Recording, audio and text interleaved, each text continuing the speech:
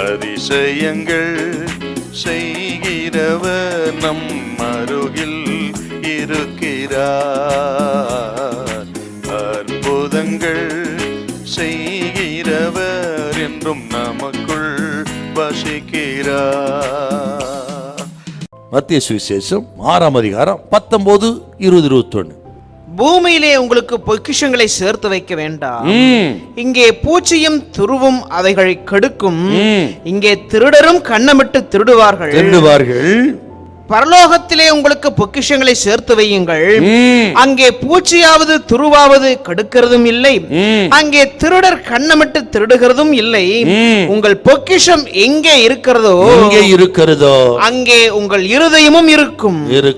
ஆகவே தான் உங்கள் பார்வை மேல் நோக்கின பார்வையாய், பரலோகத்தை நோக்கின பார்வையாய், பரலோக பொக்கிஷத்தின் மேல் சிந்தை வைத்த பார்வையாய் இருக்க வேண்டும்.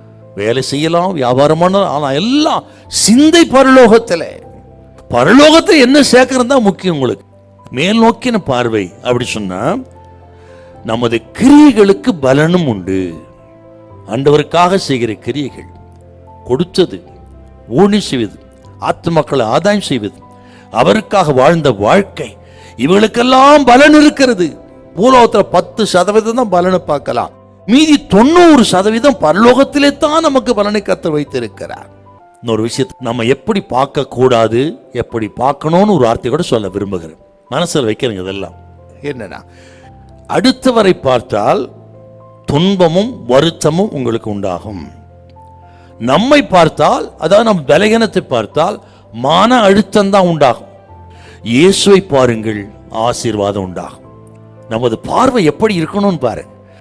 இதை கேட்கிற கத்திரி பிள்ளைகளே, உங்களை பார்த்து கர்த்தர் உங்களோடு பேசிக் கொண்டிருக்கிறார். ஆண்டவர் நோக்கி பாருங்கள்.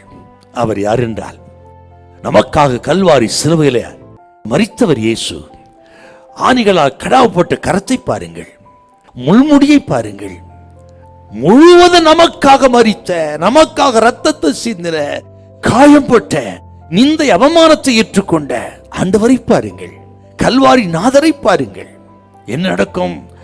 அவரை நோக்கி பார்த்தவர்கள் ஒரு நாள் வெட்கப்பட்டு போனதே இல்லை.